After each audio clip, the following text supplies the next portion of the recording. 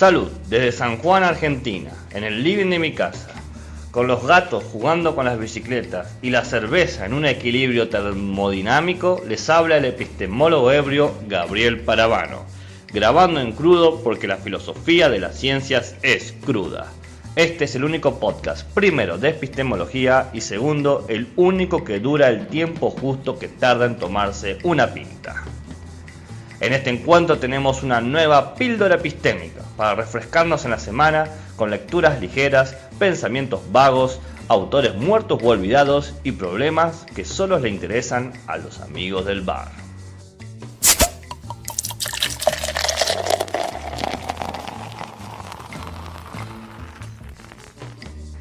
Aristóteles, Metafísica, libro 1, capítulo 1, Naturaleza de la ciencia. Diferencia entre la ciencia y la experiencia. Todos los hombres tienen naturalmente el deseo de saber. El placer que nos causa las percepciones de nuestros sentidos es una prueba de esta verdad. Nos agradan por sí mismas independientemente de su utilidad, sobre todo las de la vista. En efecto, no solo cuando tenemos intención de obrar, sino hasta cuando ningún objeto práctico nos proponemos, preferimos, por decirlo así, el conocimiento visible a todos los demás conocimientos que nos dan los demás sentidos. Y la razón es que la vista, mejor que los otros sentidos, nos da a conocer los objetos y nos descubre entre ellos gran número de diferencias. Los animales reciben de la naturaleza la facultad de conocer por los sentidos, pero este conocimiento en unos no produce la memoria, al paso que en otros la produce. Y así los primeros son simplemente inteligentes y los otros son más capaces de aprender que los que no tienen la facultad de acordarse. La inteligencia sin la capacidad de aprender es patrimonio de los que no tienen la facultad de percibir los sonidos, por ejemplo la abeja y los demás animales que puedan hallarse en el mismo caso. La capacidad de aprender se encuentra en todos aquellos que reúnen a la memoria el sentido del oído, mientras que los demás animales viven reducidos a las impresiones sensibles o a los recuerdos y apenas se elevan a la experiencia. El género humano tiene para conducirse el arte y el razonamiento. En los hombres la experiencia proviene de la memoria. En efecto, muchos recuerdos de una misma cosa constituyen una experiencia. Pero la experiencia, al parecer, se asimila casi a la ciencia y al arte. Por la experiencia progresa la ciencia y el arte del hombre. La experiencia, dice Polus, y con razón, ha creado el arte. La inexperiencia marcha a la aventura. El arte comienza de un gran número de nociones suministradas por la experiencia. Se forma una sola concepción general que se aplica a todos los casos semejantes. Saber que tal remedio ha curado a Calías, atacado de tal enfermedad, que ha producido el mismo efecto en Sócrates y en muchos otros tomados individualmente, constituye la experiencia. Pero saber que tal remedio ha curado toda clase de enfermos atacados de cierta enfermedad, los flemáticos por ejemplo, los biliosos o los calenturientos, es arte. En la práctica, la experiencia no parece diferir del arte y se observa que hasta los mismos que solo tienen experiencia consiguen mejor su objeto que los que poseen la teoría sin la experiencia. Esto consiste en que la experiencia es el conocimiento de las cosas particulares y el arte, por el contrario, el de lo general. Ahora bien, todos los actos, todos los hechos se dan en particular, porque no es al hombre el que cura el médico, sino accidentalmente, y sí a Calías o Sócrates o a cualquier otro individuo que resulte pertenecer al género humano. Luego, si alguno posee la teoría sin experiencia y conociendo lo general ignora lo particular en el contenido, errará muchas veces en el tratamiento de la enfermedad. En efecto, lo que se trata de curar es al individuo.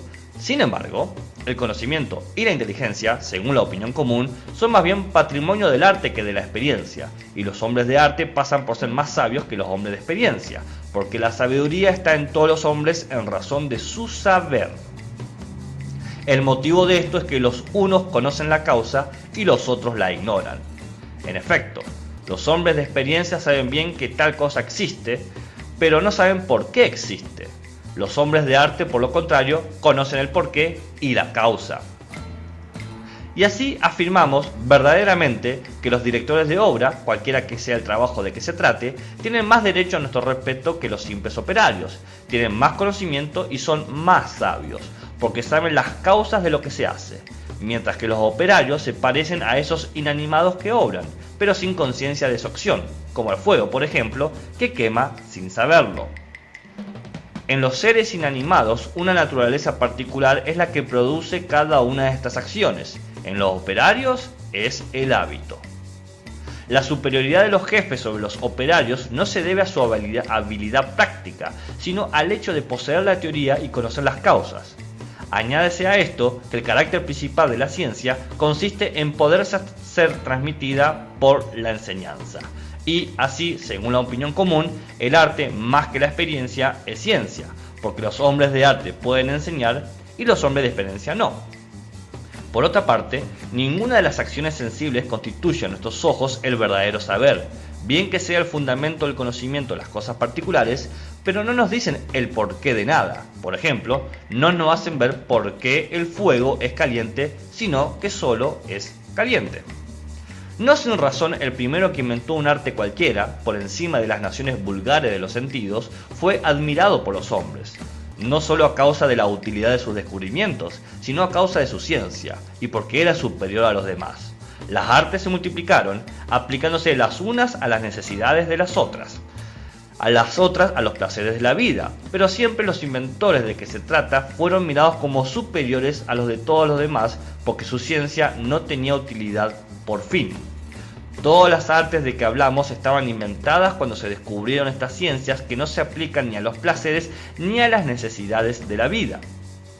Nacieron primero en aquellos puntos donde los hombres gozaban de reposo. Las matemáticas fueron inventadas en Egipto porque en este país se dejaba un gran solaz a la casta de los sacerdotes. Hemos asentado en la moral y la diferencia que hay entre el arte, la ciencia y los demás conocimientos. Todo lo que sobre este punto nos proponemos decir ahora es que la ciencia que se llama filosofía es, según la idea que generalmente se tiene de ella, el estudio de las primeras causas y de los principios. Por consiguiente, como acabamos de decir, el hombre de experiencia parece ser más sabio que el que solo tiene conocimientos sensibles, cualquiera que ellos sean. El hombre de arte lo es más que el hombre de experiencia, el operario es sobrepujado por el director del trabajo y la especulación es superior a la práctica. Es, por tanto, evidente que la filosofía es una ciencia que se ocupa de ciertas causas y de ciertos principios. ¿Qué te pareció la píldora?